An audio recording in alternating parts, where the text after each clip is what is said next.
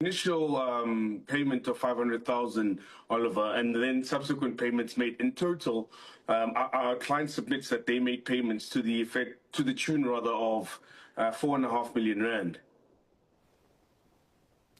And was this a once-off payment, or was this, per the agreement, meant to stagger out until the end of his legal battles?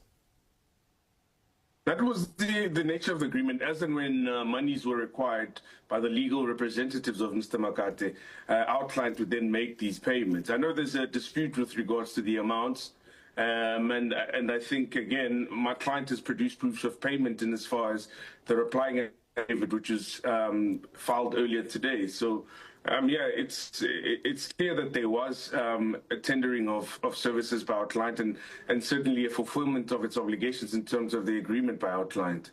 Who was this money paid to? We're talking here about a grand total of 5 million rand.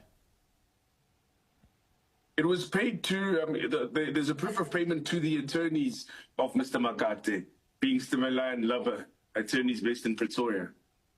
Yeah. And are these the same attorneys that saw the case through to the end?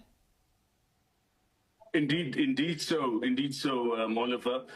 In actual fact, it's quite a complicated matter in that, you know, the attorneys and my client were at some stage effectively partners. So there's a bit of a conflict which my client alleges in its papers. And yeah, it's quite a complicated matter. Take us to that. What was the relationship between BlackRock Mining as well as Lubber Attorneys?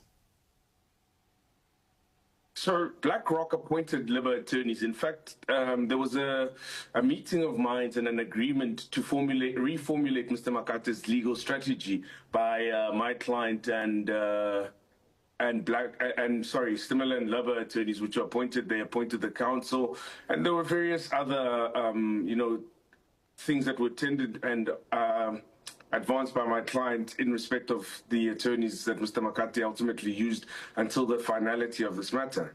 Yeah. Was the agreement an agreement between BlackRock Mining and Mr. Makate, or was the agreement signed between Stimela and Lubber Attorneys and BlackRock Mining?